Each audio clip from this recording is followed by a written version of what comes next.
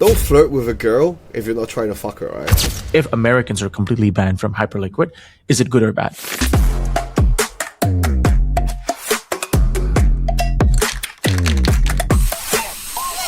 All views expressed by the hosts and guests in this podcast are solely their opinions and do not reflect the opinions of their respective employers. Guests and hosts may maintain positions in the assets discussed in this podcast. This podcast is for informational purposes only, and nothing in the podcast is intended to be financial, legal, or even legal advice. What's up, man? Another week. It's alright. Another interesting... Getting a little bit cut. What? Getting cut a little bit in the Robinhood trenches. I'm still, first off, I'm still holding fucking CASHCAT. Still holding strong. I don't know about strong, but sure. Okay, but, like can you quickly show the chart, like what's going on, what's your Wait, thesis? I can't share screen, I don't know why. I cannot share screen. It just doesn't let me share screen. Share it. Okay. But yeah. I know, man, like everyone was a little bit hyped and I thought we were gonna make a comeback and then whoop and then drop back down, bro. Did you know, like when you do this sort of stuff, yeah? Did you check who's the wallet bundler? Is there any like big meme trenches wallet that's like exposed to it? So, okay, I used to. Now I don't really care, like, cause like okay. So there's a few things, right? Like cause right nowadays I don't like do bigger sizing memes. I just do like 1 to 5K memes. All right, and then sometimes only a few $100s. So my strategy is quite barbell. Okay, I like to bet on memes that are potentially trend changing. Or when the trend starts, I'll bet 1 to 2 days of the memes of that theme, if that makes sense. So let's say, like, well, you know, when the Believe app first come on, I'll just spray on all the new Launchpad memes. And then when Robinhood first came on, it doesn't really matter. You just scan every single one to see, is there smart wallets in it? Is there anything? Like, the problem is because I'm not the most like dev sophisticated guy. I have a few tools to scan bundlers and stuff like that, so I'm slow. So typically I just buy the first batch first, and then if I feel like I want to add to it, then I check. And obviously then you would actually do your research. Yeah. So it's a bit like that, like and the thing is, like, for me it's like I so what is bundler good or bad, right? Bundler can be good because, like, if you're in the bundle that they want to climb it up, like Arrow, Arrow was one of the biggest bundle coin on Robinhood. They still pump like shit. It's the context, yeah. Okay, wait. So it doesn't really matter.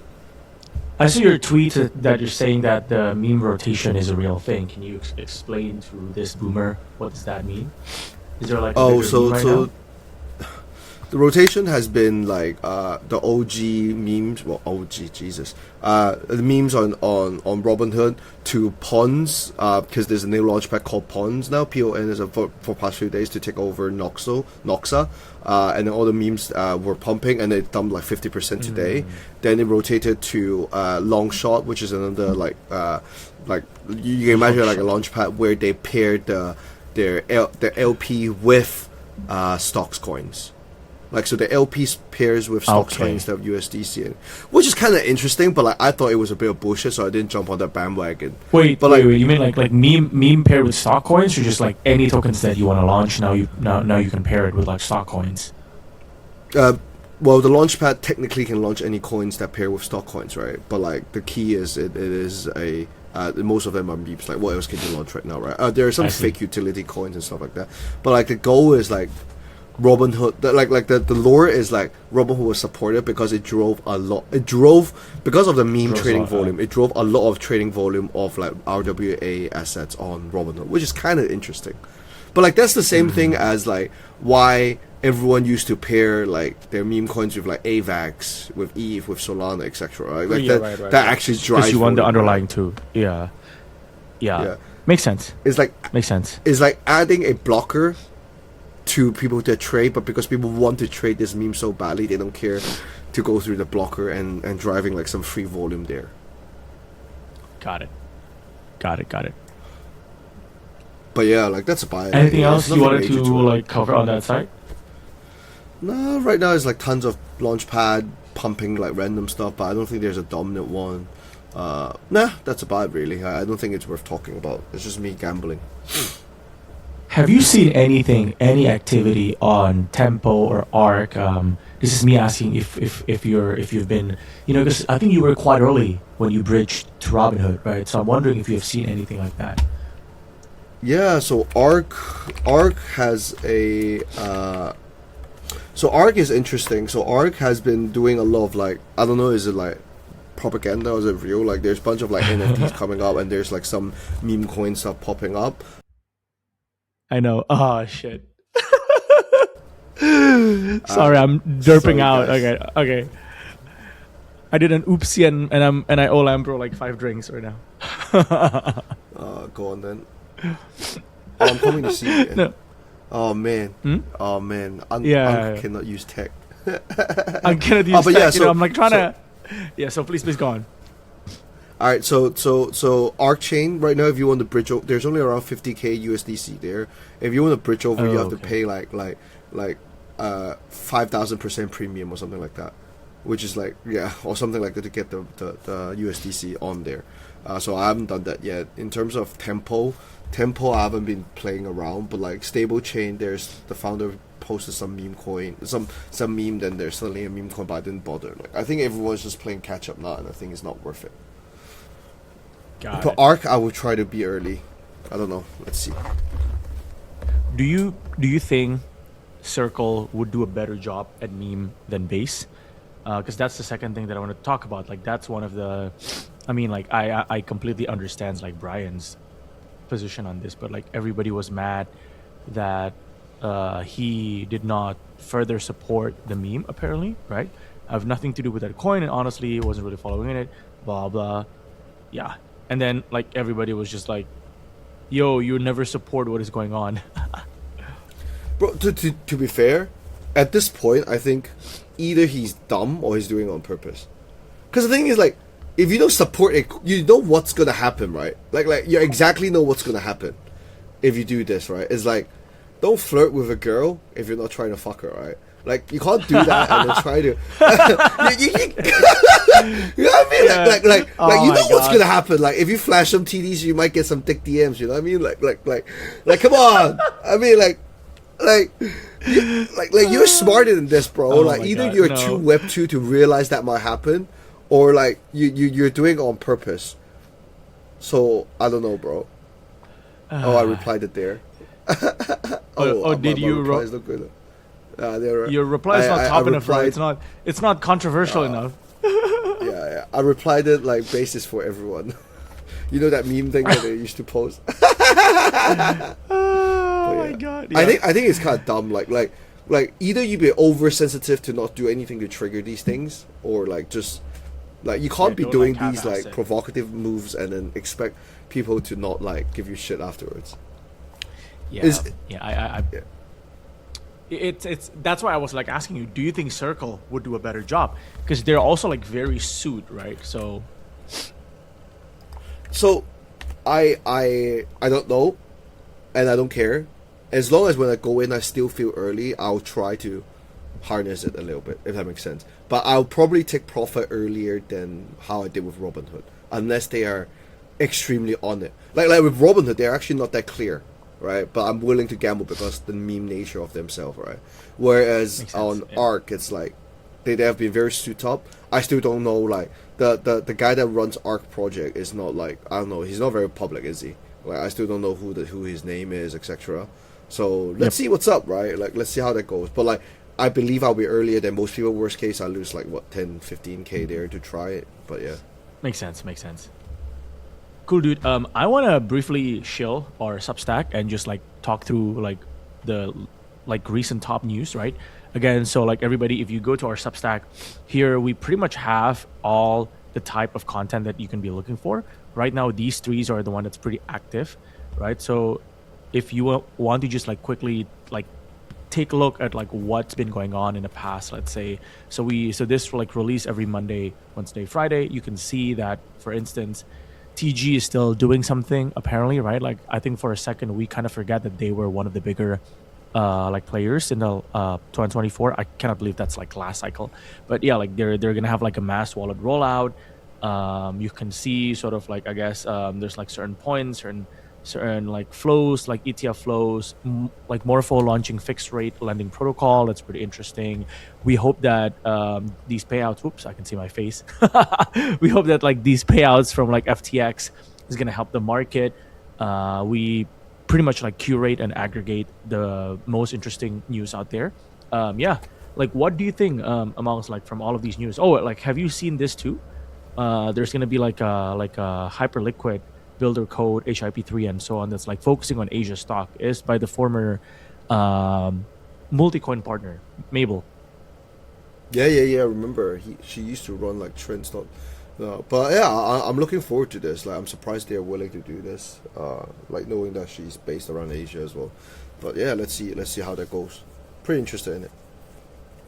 Did you follow any of the Hyperliquid news? Like there was some rumblings around how the Clarity Act or whatever is going on. Again, I'm not going to pretend that it's finalized and we're not legal expert, but based on the sentiment on the timeline and how Hype is a bit underperforming in the past 72 hours, it seems that there was like rumblings that the US might block Hyperliquid at a very sophisticated level. So even if you use like a VPN, you won't be able to access it because of the RPC and blah, blah, blah. What's your take on that?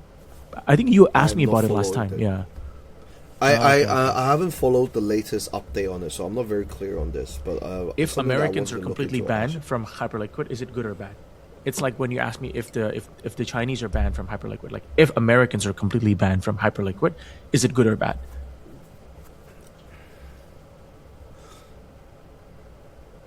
Completely banned, then you need to look into the volume that it dropped. That's the first thing. Secondly, like when they say completely banned, what does that actually mean? Like China bans crypto multiple times, but people still VPN and use that shit. You know what I mean? Like. Yeah. So like let's assume that they actually cannot use VPN, or if they can, they must use like those very high tech like VPN, not like freaking NordVPN or like the basic ones. Yeah. I think it's bear, but then if the volume continues or grow a little bit, then I think it's bull. Like, but like I don't understand. Yeah. Like this is not something I know how to trade. You know what I mean? Like it's just that I can't trust the team to do it. And I'm sure there's workaround, right? Like worst case they buy a license or something. I don't know. I haven't thought this through properly, to be honest. Yeah, and then it's gonna be like the like African company that you told me, the official builder code license and so on. Yeah. Cool, man. What else have you been doing the past week? You know, like what have you been paying attention to in the markets and so on? Nothing much. Like there's a Hot Wheels like gacha Hot Wheels. Oh yeah, company I saw that. That are racing on MetaDAO. Wait, you can talk through it. I'll share the screen. Wow, they raised 22 million. I mean, no. I used to. So 28 million is like a bullshit number. It's not a bullshit number because like the allocation is fixed at it's commitment. 250K. Yes. I remember that. Yeah, because this is not like those normal ICOs in which they will just take all the excess money. But yeah, okay, got it.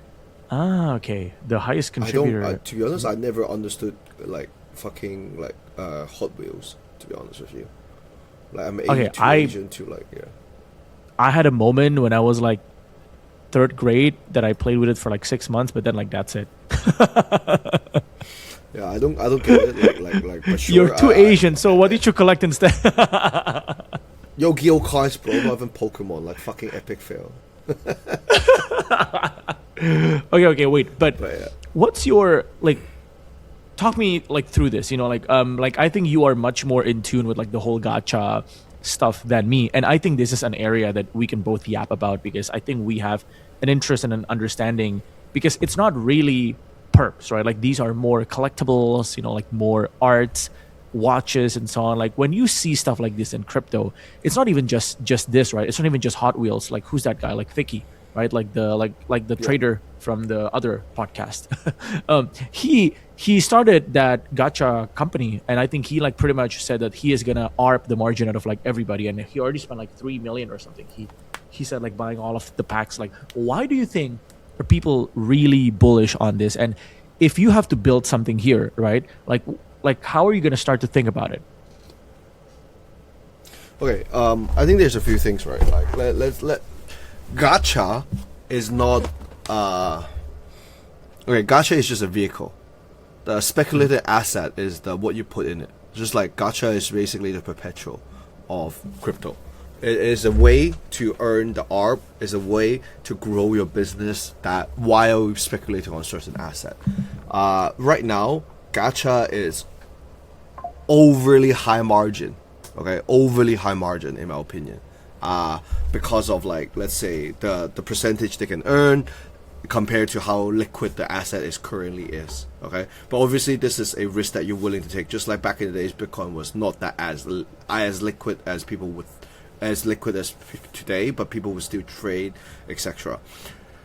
I'm guessing the bet is basically on gacha. First off, can capture any sort of collectible items in the future, and there's already like the first bunch of asset. Let's say Pokemon card is a BTC of cryptocurrency asset, and collectible cards or collectible small items will grow based on trends. Okay, and that's why people can do gacha. Obviously, with a crypto background, people will understand how to ARB these things properly. And right now, it's an inefficient market. It's a very inefficient market. Like, you can still travel from Shenzhen to Hong Kong to find arbitrage between cards. Okay, like it shouldn't be a case where you can flip an asset between trade shows to make money as a liquid asset. Okay, so with the assumption of the asset will grow more and more liquid, gacha is the way to build this thing, in my view. All right, so as a business, it's good. And obviously, I don't know, do you watch the Dumb Money Show podcast? No. Which one is that? Like the Dumb Money. Like, all right, so basically, like there's this Dumb Money guy. I forgot his fucking name now.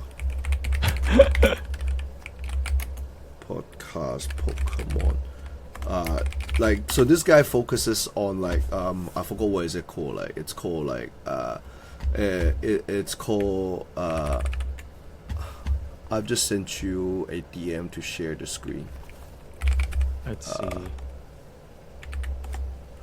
And then so like this is like a show that I quite enjoy listening to. Like, they do like interesting like talks, right? But basically, like, this guy.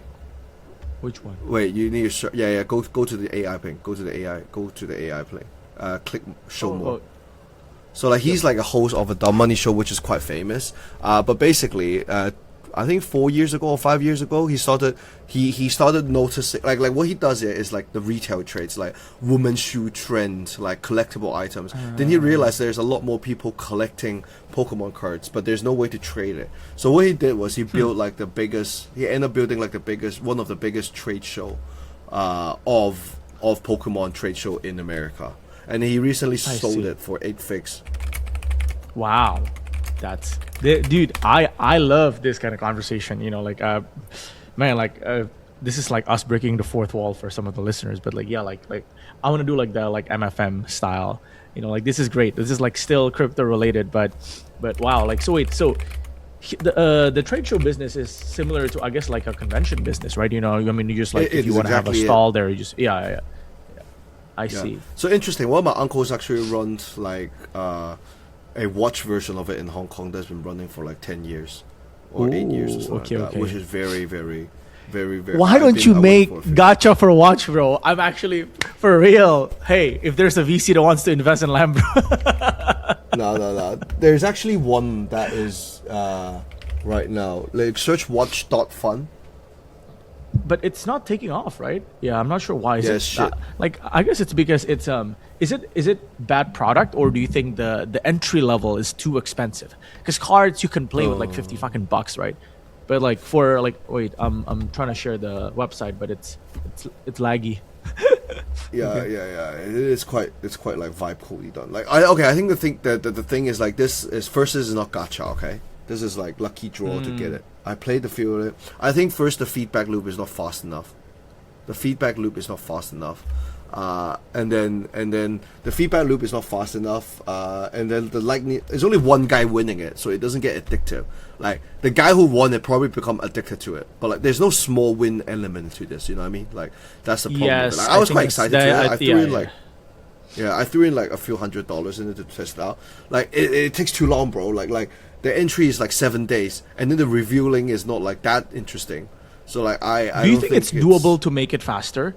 But then if that's the case, I really think it's just an inventory management game, right? Like you need huge capital to, let's say, like upfront buy like $1 million worth of watch, let's say, but you only have like 5 AP, right? So like only 500K on those, and like the rest, even if it's like freaking Swatch or like G-Shock, right? Like if you play $50 and you get like some ping G-Shock, like you might be, oh, it's pretty cool, you know what I mean? Like I get something. Yeah, I definitely think that's the case, right? Like there's ways to do it, but like inevitably, like watch is not a good asset to do gacha just because the price dynamic of it. Like I've been thinking about this, right? There's multiple ways to do it. It can be like, oh, if you collect 100 Rolex ticket, you can redeem a Rolex ticket. So like I can do a lucky draw and I have like 1 of 1. And then at worst, I can sell that 1 ticket, and then you can collect it into the watch redeeming. You can get some older Rolex, vintage Rolex. Then you can get some like G-Shock and all those stuff. Like there are like liquid-ish watch, right? But the problem is like most people don't really get it as much as an IP like a card. Like Pikachu has like 10 different version cards that is in different price point because of the limited. But like Rolex, the cheapest entry at the very poor vintage is still like 4K. So like that doesn't give people like the easy win. That's just my view though. But like I was a bit disappointed in their execution. I thought they did all the video, like the storytelling very good, but like they did not appeal to the gambler good enough. That's the thing that was missing, I feel like. Got it. Do you think we will see anything other than cards? I mean, like Hot Wheels is one, but I don't know how big it's gonna be. I've been thinking about this, right? Like the way I think about this is a few things. First, I think, okay, I'm treating these as if it's meme coins, right? For me, it has to tick a few boxes in order to be potentially speculative. First, it needs to appeal to multiple audience. What does multiple audience mean? It needs to be, it can be like, for example, like Labubu. It can be girl friendly or male friendly or kids friendly. It can be multi-international friendly. Like Pokemon, all right, the IP is cross multiple. Then it needs to have some sort of like mechanics that allows people to collect it as a hobbyist. Okay, like some people actually play Pokemon card games seriously. Okay, some people collect it for the art. Some people collect it because it's speculative. Then that's like the core. Why is it collectible? Secondly, like obviously demand and supply. I'm gonna skip that part. Like it needs to have some sort of way to create like scarcity. Then it needs to be, ideally, it should be easy to store. Because like this introduce trading fluency, if that makes sense. Like you don't like how many people collect fucking cars, alright? Like it's not that expensive. Like cars and watches, like prices does not move that far apart. But watches are such a better collectible item because of the size of it. Same with cards, right? Then the second bit is and then the other bit is there multiple price point of a certain asset, if that makes sense. Like Pokemon card is a perfect case, right? It is the same tier of things but multiple level, whereas watch cannot do that because like a brand can only allow so much. The brand can only you're right. I think like cards is like has a wider range of. Yeah, it's true, and like also there's like this air of, I guess, like premium that the watch brand still wants to keep, right? So it's a bit different. That's the supply and demand side of thing, and also like storage is a key. It needs to be slightly annoying to store it, but it can't be too annoying like wines. Like that's why whiskey is a better asset to store than wine, because wine go bad a lot quicker. I thought there was something like this for alcohol. You know, well, okay, so wine collecting is actually a big thing, but the problem is you need to either have a industrial, like let's say if you start collecting more than like 50K worth of wine, all right, and then you either have an industrial grade fridge, which is more Asia like oh yeah, people in Hong Kong like wine, but like I don't think most people can have a second fridge just to collect. Then you end up paying storages, monthly fee. Then meaning that needs to be liquid, and then also the authenticity of the wine is harder to figure out. Whereas whiskey is like easier to store. I see. The unit price is higher. The year is different. Like it doesn't go by year. as much as wine. So suddenly it's easier to trade. So whiskey is gold and wine is oil. Yeah, a little bit. Anyway. A little bit, yeah.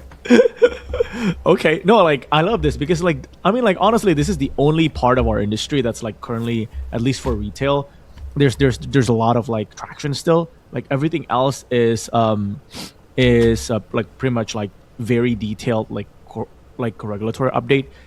By the way, I wanted to just like share one news with the audience. I saw this tweet. I mean, it's just like 10 hours ago, but I think it's pretty important. You mind if I share it? I want to get your take on it too. Yep. Hey, what's up, So- Shubit? Thank you for joining in. But yeah, sorry, Hey, go Shubit, ahead. what's up? No, it's fine. So this was a statement just the other day, and I might be talking my own book a bit, but I do think it's an important news. I'm not gonna read it. I'm gonna read the summary from AI, but basically, it's a statement about vaults, right? And vault has been very big. It's at the focus of all the regulators and so on, because even big firms are starting to hire for vault. I think like I saw like Fidelity or like Franklin Templeton was like hiring for like a VP of like on-chain vaults or something like that. So this internal memo is just a memo, so it's not a ruling at all, by Hester Peirce, which is one of the friendlier ones. Basically, let's see, the core message in one line: if you put your yield strategies on chain and doesn't move them outside the U.S. securities law, if your activity would be regulated off chain, the smart contract wrapper doesn't save you. Right. Okay. So it's that's like fine. You know, like if you like tokenize JP Morgan money market fund and you bring it on chain, the same law still applies to that money market fund. That makes sense. The statement explicitly names activities create exposure, selecting yield generating activities, reallocating among them, and choosing decision makers. Okay. So 4 distinct legal hooks that they flag, blah blah, toned red. So what it means for vault managers, right? And I'm like doing this on the fly, by the way. This is like I just read it. So let's see.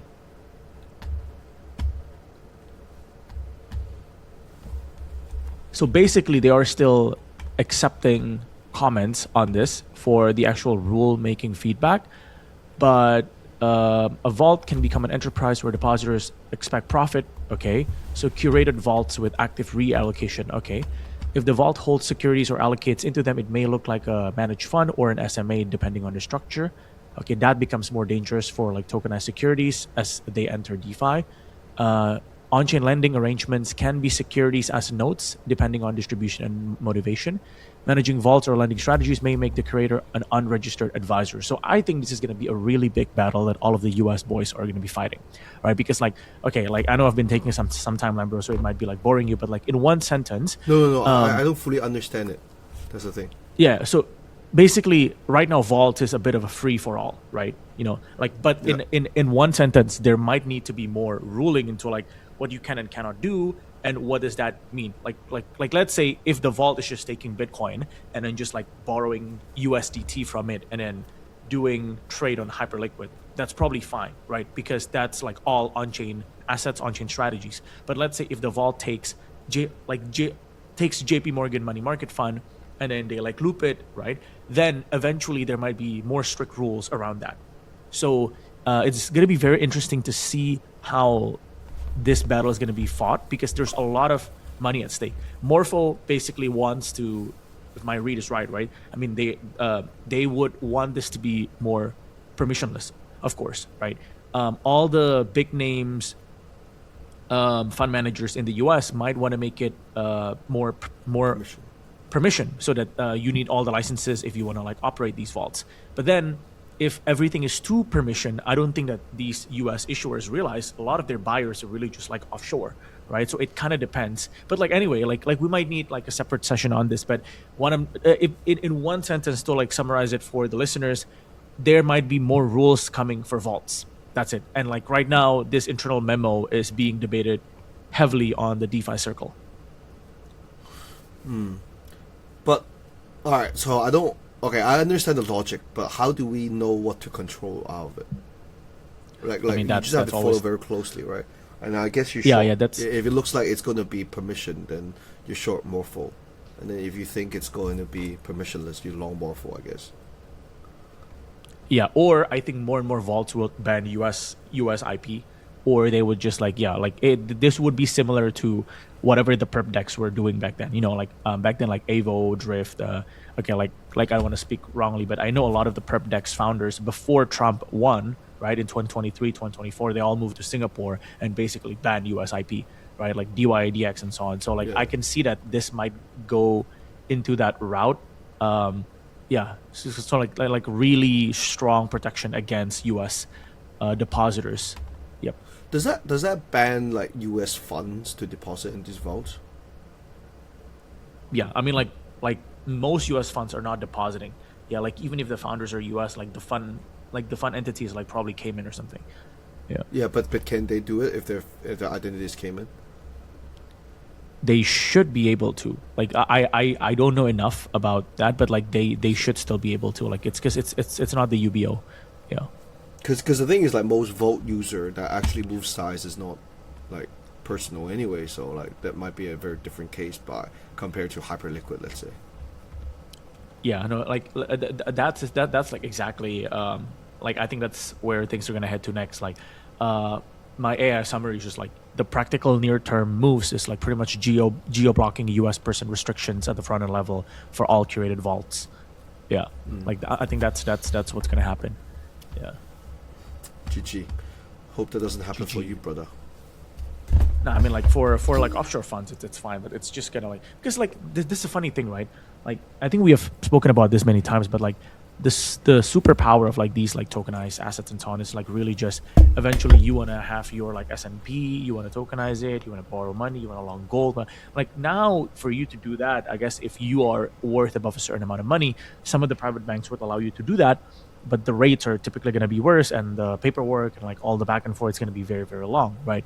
Now if you have this, basically if it's going to be very fast, but I think it will come for mostly sophisticated offshore users first, right? Like people in Dubai, people in Singapore and Hong Kong and Japan and like all these countries would understand, okay, like I can actually get exposure on chain. But for the US customers, I think they will face the exact same issue like back then. I know a couple of friends who were mad because they weren't able to claim DYDX airdrop because they accidentally forget to turn on their VPN when they were about to claim the airdrop because they were too like excited for it, and then they lost on like 100K. So yeah. I don't know, bro. GG. I GG. Like I think crypto is always just arbitraging like either like rails or regulations, and then like the regulations is dropping down right now, but there's probably some money to be made in between or something. Let's see what's up. Cool. I don't have much else, man. Is there anything else you want to cover? I don't know. I just want CASHCAT to go up. All right. Oh my god. Okay. Okay. Wait. Why don't you do a meme series on other chains like when it's live? I will. Well, if I put my money in, I'll talk about it, bro. Like the problem with meme nowadays is that if I don't put my money in, I really don't care anymore. Like the bear market is so bad that I used to read so much stuff that even I don't put my money. But right now it's like if I spend like 2 hours reading it, then I'm like, all right, fuck it, I'm not putting my money in. Then I just move on. Like the MetaDAO thing is actually pretty interesting. Like we talked about, like the because of their model. Like have you been following MetaDAO? I mean, like I know their model. Like you can basically get your money to be asked back if you don't hit certain milestones. Yeah. So it's like MetaDAO act as a DAO as like a VC that holds the money to give like by milestone to the users. So like it's kind of good. Like because like for example like there's some twisted thing about this card thing where it's like the DAO actually holds some sort of the IP, and then the token doesn't, even though it doesn't have a direct correlation with the company, they would be able to if the token doesn't 2x, the founder doesn't get more money, etc. But like it is like these kind of like half, the token model and the equity model you mentioned previously, like MetaDAO's launches actually kind of solves that. So it's interesting, but in the end of the day, like it doesn't move the needle that much, and then like I saw it being such oversubscribed, so I didn't get into it. But it's interesting, but because I don't have money in there anymore, like I really don't care. Last question. What would it take for a project to actually moon, you think, these days? I feel like we just haven't solved that formula. I mean, like collector trip moon, I guess, because of the revenue. So it does matter if the revenue goes up, right? Like cards moon like 10x in this freaking bear market. But other than like do you think that's a real thing? You know, like if this gacha thing if this Hot Wheels makes 30 million in 1 month, top line revenue, right? Maybe the margin is like 10% or something. Do you think it's gonna moon? I don't know. The for me is, does the project attract enough type of marginal buyers? So like Zcash, right? It's always that. It introduced like a new batch of marginal buyers. Like revenue does not drive the new set of marginal buyers anymore. That's why I always thought like Robinhood might be something different, because it might be able to drive a new batch of marginal buyers, or it sounds like a bullshit that can bring back the old marginal buyers back in. And I'm not smart enough to foresee what's gonna happen, but like if it makes me horny, I'm hoping that it makes other people horny as well, and then that's why I'll buy it. Okay. We are at the end of the session. So all right. I don't have anything else. I'll see you next time, man. See you next time, and actually cheers. this time. Bye.